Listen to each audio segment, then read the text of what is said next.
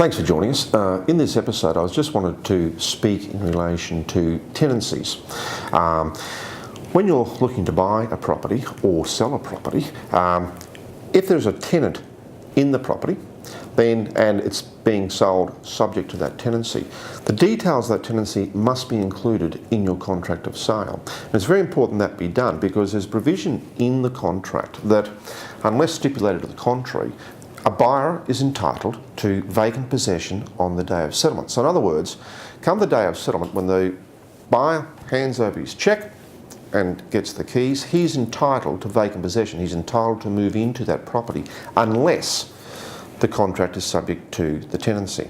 So it does two things. Number one, it protects the tenant so that the buyer, if, for example, if there's a subject to a tenancy agreement that runs for another 4 months after settlement, well then that tenant has got rights and they're protected for that 4 months.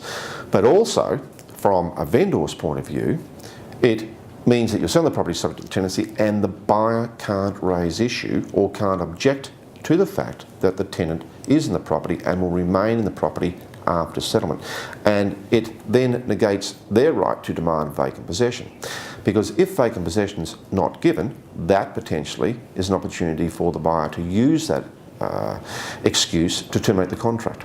So again, vitally important, if you're selling a property and you're selling it with a tenant in there, make sure the tenant's details are filled out in the contract. There's specific provision in the contract for those details to be put in.